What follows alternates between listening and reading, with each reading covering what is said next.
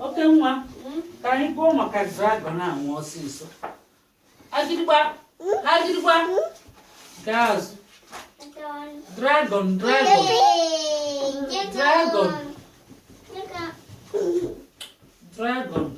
Awesome. The dragon. Love. Telling. Story. Na dragon a una like ịkọ akụkọ. Wonye. Ọ na-amasị ya ịkọ akụkọ. Wonye. Agịdịgba ị naghị anụ weta ka m gụọ ọlụ. Agịdịgba bịa ka m gụọ ọlụ nke. Ọ si ihe ọ dụkwa happy ọ dụ happy na ya agụkwa ya nke. Chele agịdịgba. Chele agịdịgba. Cheli. Ka m gụọ ọlụ oke mmụọ ọsọ ka m gụọ ọlụ. Ngwa. The villagers. The psalm love. Hearing them. Nya psalm na-enyebe. Ọ na-like nge ntị n'ibe dragon akụkọ ụwa ọ na-akọ. Ngwa every day kwonye. He came back for more. Nya kwa mbọchị ọbịa ka dragon kọọlị akụkọ. Kwa mbọchị ọbịa. Until the villagers found out about the dragon. Nya ndị nwe obodo wee chọfụtazịa maka dragon ahụ ka anyị nwale ibe chọfụta. Ka anyị nwale ibe chọfụtazi. They were terrified.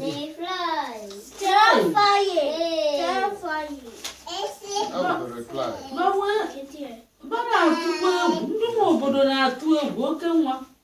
Ndị nwe obodo na-atụ egwu. So they trembled in their spirits and wept in their boots.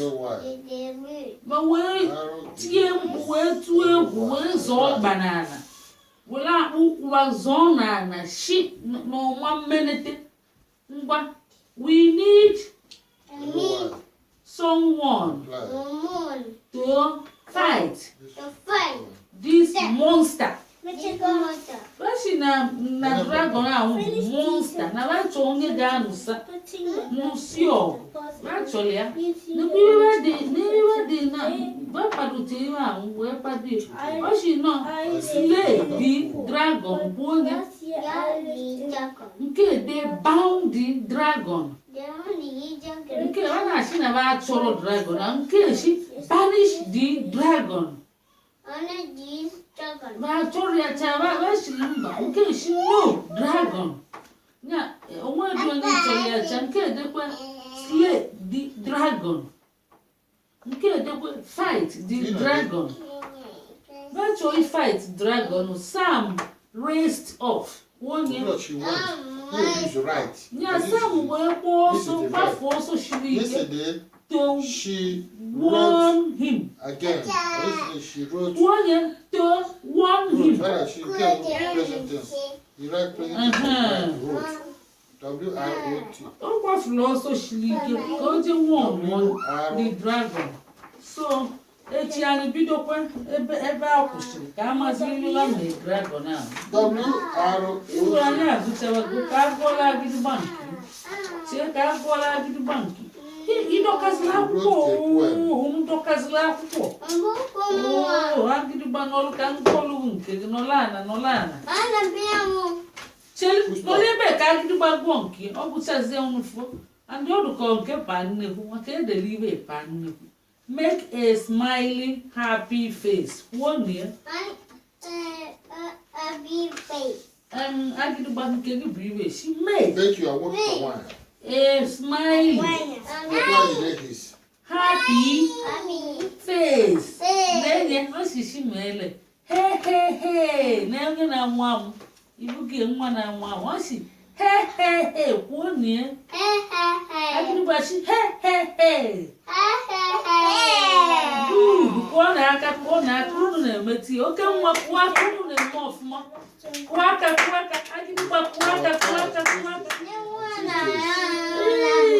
nọla oke nwa nọla make a sad last time was gloomy face gloomy place. Be really gloomy with me. Our class goes to swimming on Tuesdays. But last time, oh, Jokane we one go to swimming on Mondays.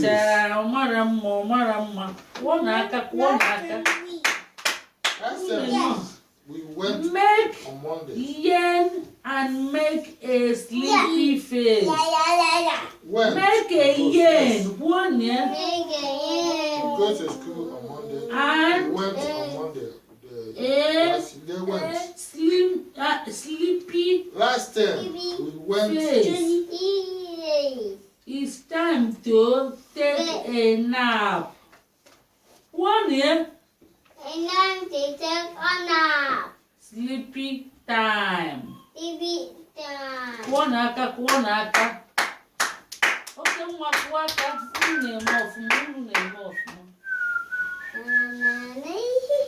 Make a funny, silly face. Anyị bụ ndị Biafra ndụ na-eme nyanga na-atago ewe na-atago Biafra ndị na-eme nyanga na-atago ọrụ ndị Igbo ka anyị na-agụ anyị agụrụ gị Biafra egwu ya ka eluru kwụsị make last time we went to the big water every Monday. Anyị agụchago ewo anyị agụchago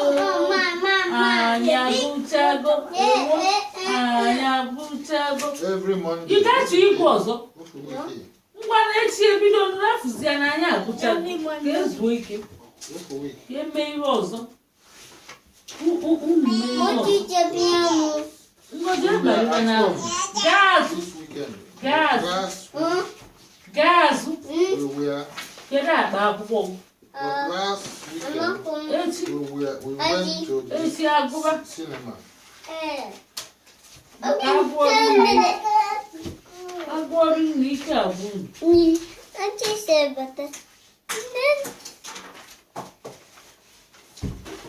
agwọrọ nri ike abụọ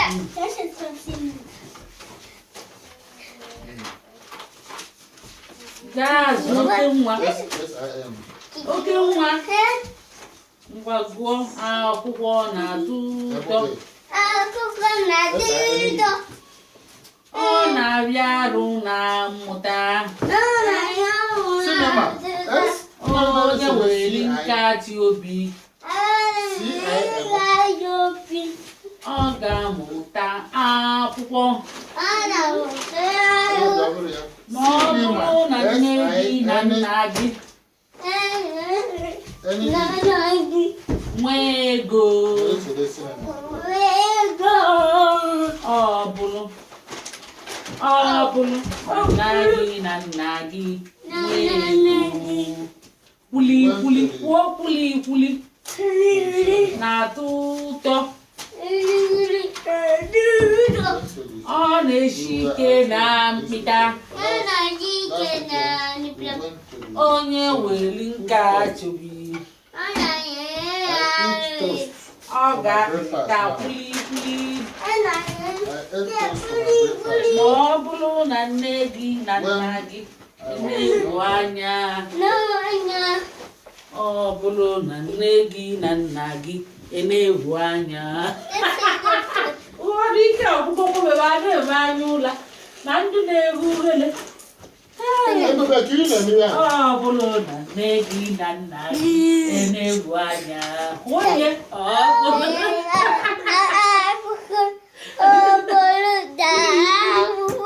kwuli na-atọ ụtọ ọ na-abịaru na mpịta onye weli nka ejobi ọ ga-apịta kwuli ma ọ bụrụ na nne gị na nna gị na-ebu anya ọ bụrụ na nne gị na nna gị na-ewu anya si ka emesịa ya ka emesikwenu.